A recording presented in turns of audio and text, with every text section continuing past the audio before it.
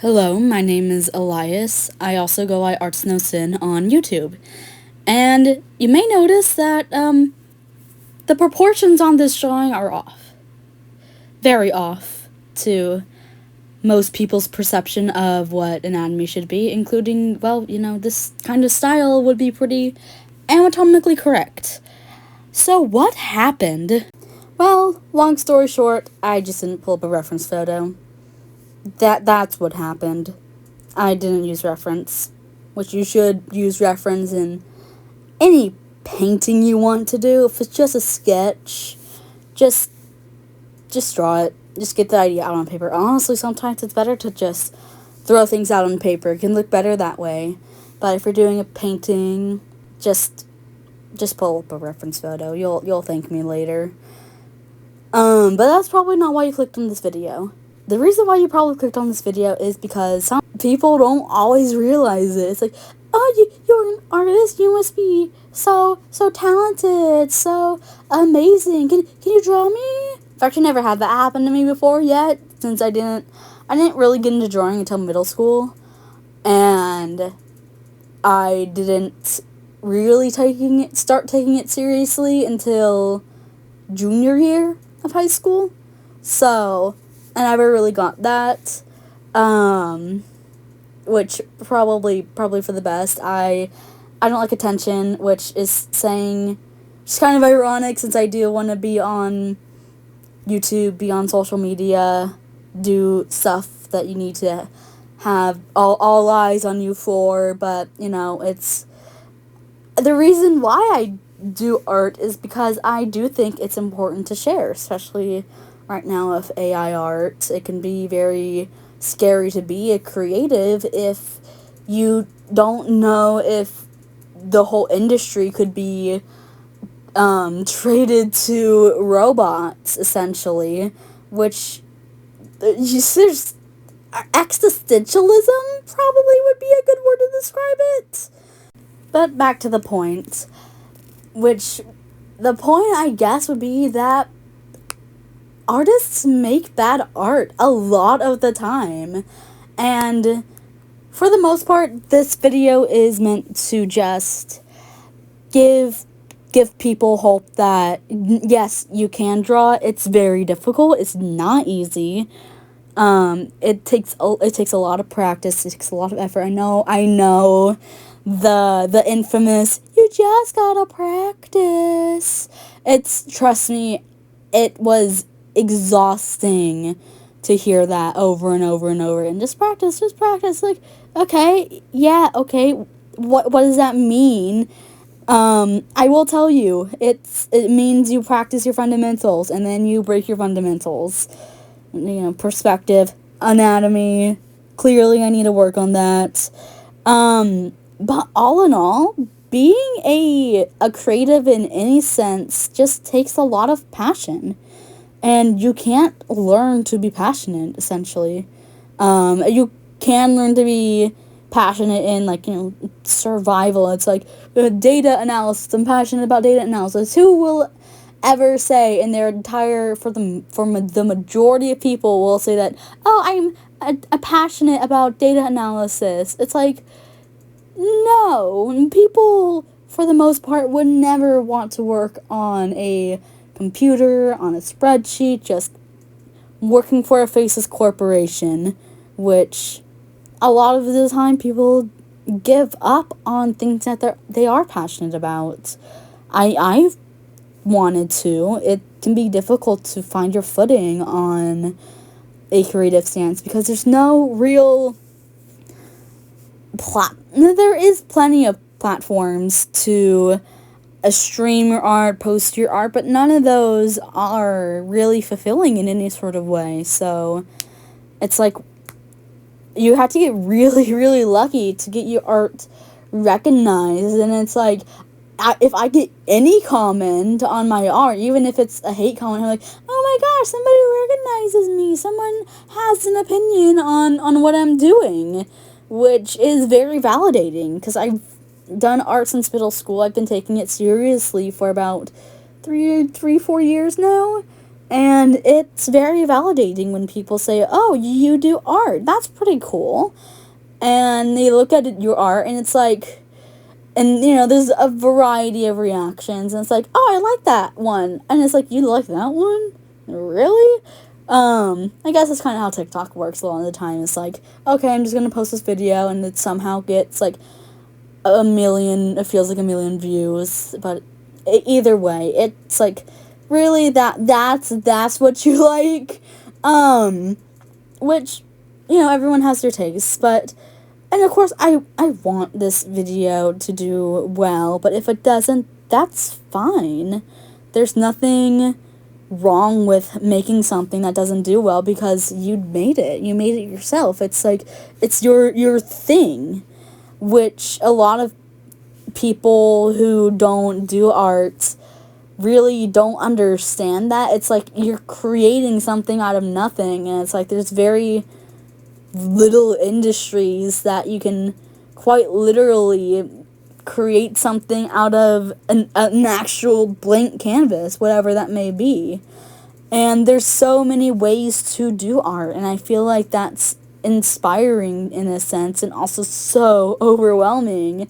And on the other hand, when you don't get recognized for your art and it feels like the whole world's working against you, when you put hours of effort into something that you actually like and people don't ever see it, or at the very least they don't like it, which I mentioned before that even a hate comments can be validating because I don't get a lot of attention on anything I post.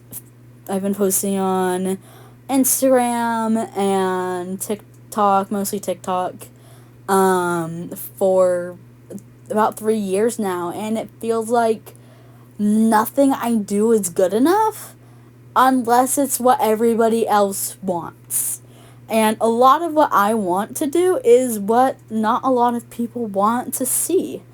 And having to please the algorithm gods, for a lack of a better phrase, is, again, disheartening and can be very restrictive. And to be fair, restrictions are good for artists. If you put no restrictions on an artist such as myself, nothing's gonna get done. I'm a very indecisive person, so having that kind of restriction is definitely a good way to tune in some very abstract thoughts and ideas when you want to post something about a story, post a painting, just to tell something personal to people. It can be disheartening when nobody seems to appreciate it. And it's kind of, it feels selfish to want something so human when you also don't want that thing to be seen as a and speaking of creating art, this is not an original character. This is Jordan from The Dragon Prince. I probably should have mentioned that earlier, but I have been re-recording this audio a few times now, and I did mention him in a few versions of the audio, but it didn't. Those ones weren't great. So, Ronan is not a canonically trans character. He has top surgery scars. I draw a lot of characters and just top surgery scars, scarred chests in general, because I'm a trans guy. It's self-indulgent. It's relaxing. It's a self-fulfilling prophecy, however you want to phrase it. And if you haven't seen The Dragon Prince, I highly recommend it. It's on Netflix. And it's not impossible that Ronan would be, well, he is queer. He's gay in the show, canonically.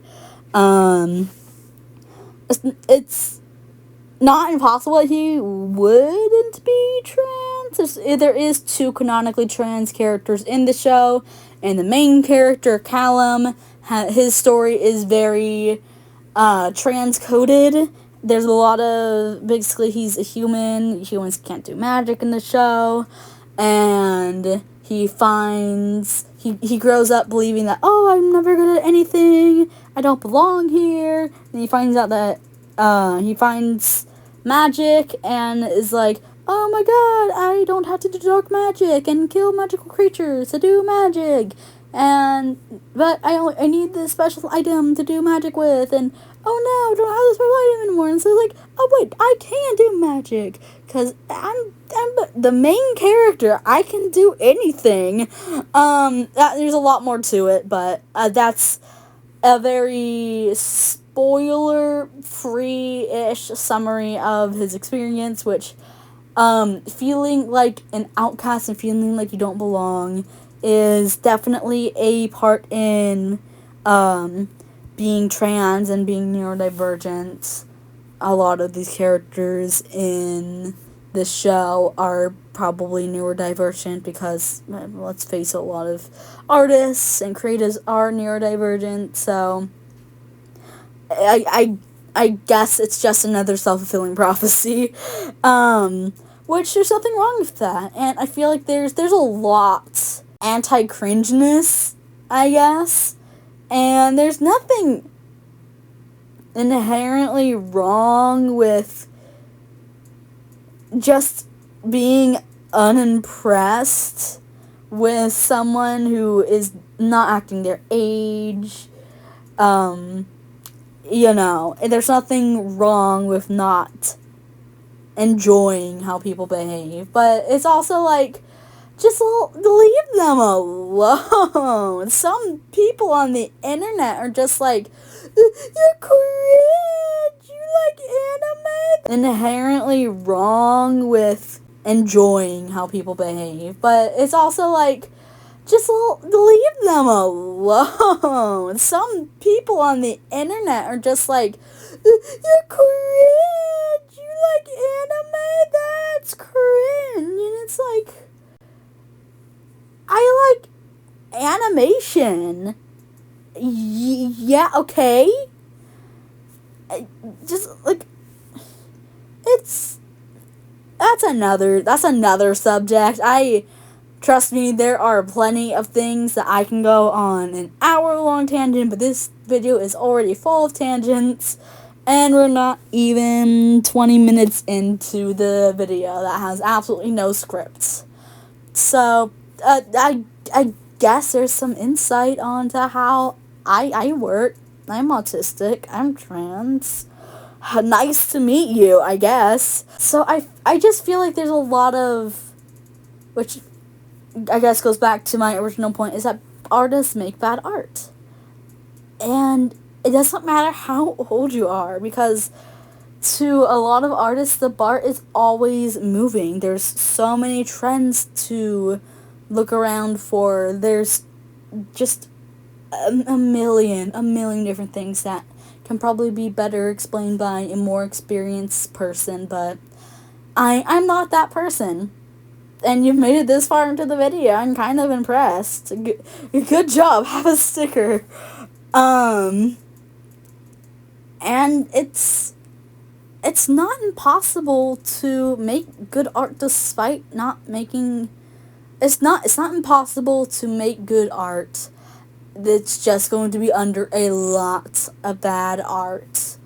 And it's a hard lesson to learn, no matter how old you are. It's like, I can't make a masterpiece after... This isn't The Sims. I can't make masterpiece after masterpiece and sell them for $500 to someone for... It just vanishes into the abyss. I wish. I certainly wish. But again, it's not The Sims. So I guess we're stuck having to make contracts for the foreseeable future, which is probably for the best. And there's a lot of reasons why people just give up on things that they're passionate about, especially when it comes to creatives. I was just listening to the audiobook of The Little Prince yesterday, and it literally starts out with the one of the main characters. I forget his name. I used to fall asleep, but I remember the first part where the adults mistake a boa constrictor eating an elephant as a hat, and this disheartens the little boy. It's an older book. It's a very British book, but it is a children's book. The audiobook's only an hour long, so if the movie's not very long either. It's a very good movie. Honestly, you should watch it at some point. I highly recommend. Honestly, I should probably rewatch it. It's been a year and a half since I've watched it. It's very different from the book, but it's still a good movie. It still holds the same values of essentially corporate greed restrains creativity. So that's a fine plot for a children's movie and book. But either way, it's a very charming movie, has a very charming art style. There's a lot of movies that I can recommend and probably will throughout this video or other videos if you like, comment, and subscribe. Ooh, YouTuber shit. Regardless, it's not something that a lot of people think about, and it comes with the territory of being a creative to be observant of the things and people and places around you, because that's how you learn. I would have never gotten into gouache if the Himi gouache palette ever released and went ultra mega viral, but regardless, I would have never gotten into art without other artists. And growing up on classic and Renaissance Disney movies, growing up on Don Bluth and other creatives that I cannot remember right now, but I grew up watching Megamind and Shrek, and there's nothing wrong with not being creative as a career, or just, it's difficult to not have your passion be your career, but there's nothing wrong with it. It would be so detrimental to give up on it. And that's kind of, I guess, the point, is just not to give up, which is kind of, it's cheesy. But on a basic level, it's true. It's difficult not to give up. It's like, I don't want to do stuff a lot of the time that I have to. I don't want to clean. I don't want to do laundry. But I have to because it's good for me. Sometimes I just don't want to draw. And sometimes it's like, okay, I'm burnt out, I need a break. But it's like, it's also so difficult to experience burnout from something that you're passionate about. And it's like, I should be able to do this. I should be able to consistently enjoy this, and that's just not how people work. That's not how anybody works. And at that point, it's when you do remind yourself that I don't want to give up. I don't want my passion to be essentially a waste of time. And it feels like a waste of time sometimes, but it's not. It's what you're doing is making yourself feel like a better person. And if that's all it does, then that's pretty good. That's a pretty good thing for something that you do yourself to be, that impactful, even if it's only on one person. So I guess a takeaway from this is just to be good at art does not mean you make good art. It means that you make art that you enjoy. And whether it be fan art, whether it be OCs or landscapes, storyboarding, whatever you like, there's nothing wrong with it. With exceptions, of course. I have to say this is the internet. But with those few exceptions aside, creating art for yourself is inherently good, even if it doesn't receive the recognition that you want it to. Which can be disheartening if that's what you're going for, but ultimately, that's something you shouldn't go for. Not at first, anyway. If you do gain an audience, then that's something special that you should pursue. But ultimately, making a profit off of art is something that is greedy. And like selfishness, greed isn't inherently a bad thing. However, more so with greed, it usually is. And, we see, corporate greed is a phrase for a reason. And it especially applies to animators. Unfortunately, a lot of animators are overworked and underpaid because these CEOs and corporate officials don't understand the process of animation or painting. It takes a long time to make a movie.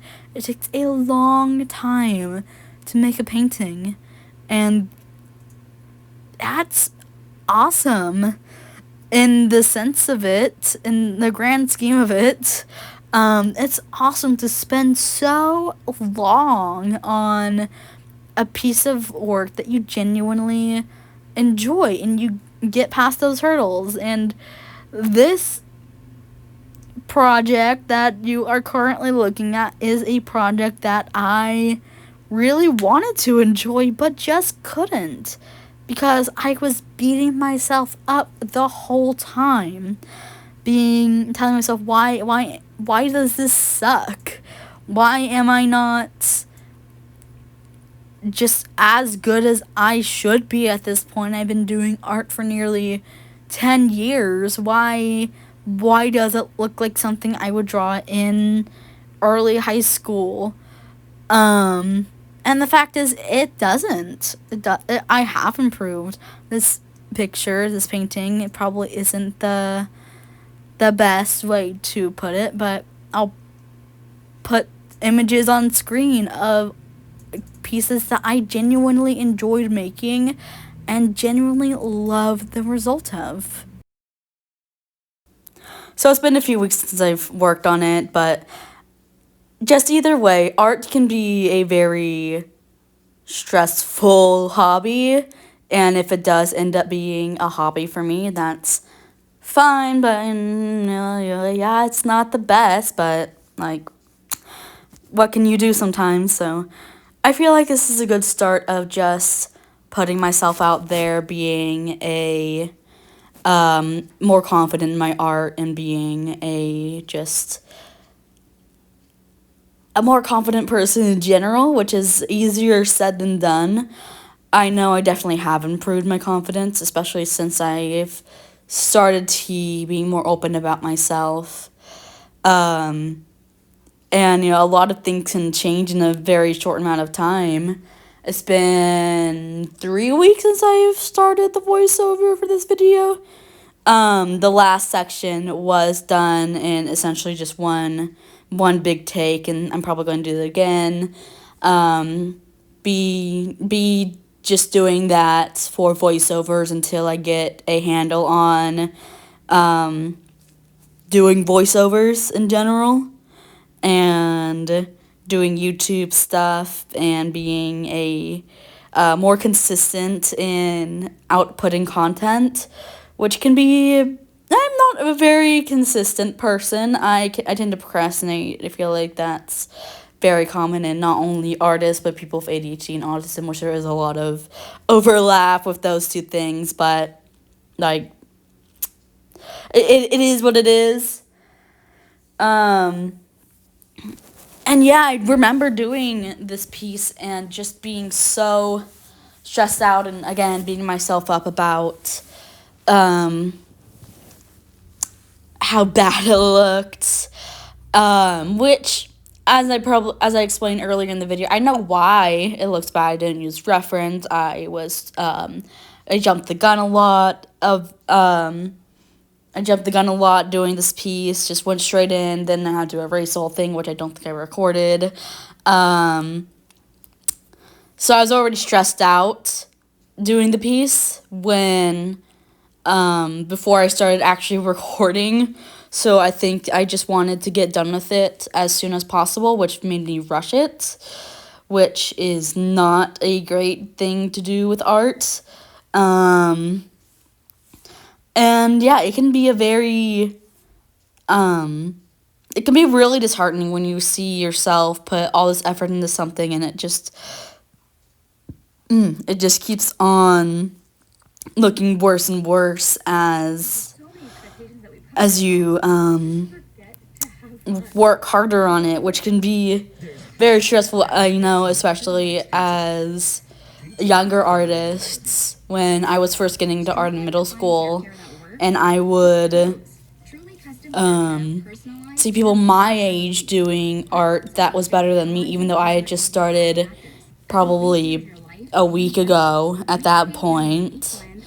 And it's not a good feeling, especially as you get older and you don't see improvement. But as I probably did mention earlier in this video as well, you keep on moving the goalpost for yourself. You keep on setting higher and higher standards, and it's not fun. Sometimes art is not fun, but other times it is, which yeah, it's a very conflicting hobby or job if you get lucky. Which reminds me of a short by Scott Christian Sava. He recently did a whole dragon and centaur painting, but he released a video from a question that he got on one of his live streams pretty recently, where the question was something along the lines of, like, my art is bad and I feel like quitting. How would you deal with that? And of course, his first answer is just to continue to practice, learn your fundamentals, and do all that fun stuff. And the second answer was, maybe it's just not your thing.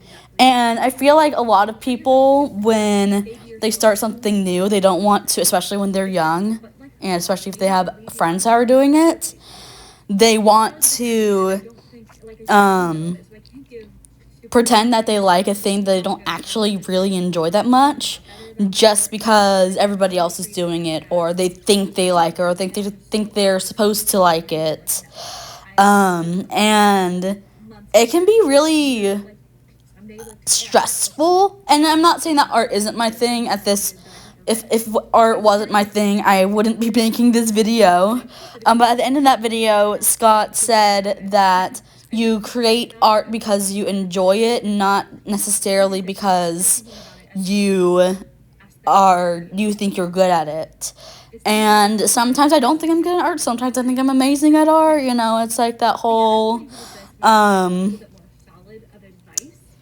sometimes you're on top of the world, sometimes you're not, which probably is a sign of mental illness, but that's a subject for another video if you want to hear more about that. But either way, art can be a very touchy subject for some people, and some people just don't care. And yeah, that's kind of how art is it's a subjective form of media that not everybody chooses to indulge in, and that's fine. It's never a good thing for someone to make fun of somebody else's art just because they don't like it, or it's like, "Oh, art is dumb. I don't like it because it's easy, but people think it's hard." And it's like if you think art is easy, you've never done it. And there's this whole notion of, oh, people, like, artists are like crybabies and they shouldn't be pricing their work that much. And it's like, if they price their work at that amount, that's just what they need to survive. Granted, there are exceptions, but in general, when people price their art at a certain price point, it's accommodating for the price of living, their bills, how much it takes to create that material, shipping costs in most cases. I actually want to open up I have one design on Redbubble right now. It's just under the same username, Arts No Sin. Honestly, it's not very good, but if you want to buy it, I'd recommend it. It's a testosterone tube, because I'm using testosterone gel as my form of HRT, and it says boy juice on it, which I think it's cute. But if you see it, You don't have to buy it. You could come back here and comment some critiques on it if you really want to. Honestly, I'm open to critiques of any artwork that I put out on this video. So feel free to leave a comment down below if you have any pieces of constructive criticism for me or even somebody else. If you have comments, if you have questions about how you could improve on your art, I will be sure to respond, because honestly, I don't expect to get very many comments, so I will probably respond in a very timely manner. I hate it when somebody texts me or I text somebody and they don't respond. I think that's a universal thing, though. I don't think I'm unique in that sense, but some people just don't care. So, or it's not that they don't care, it's just that they don't realize how annoying it is, but that's a whole other can of worms.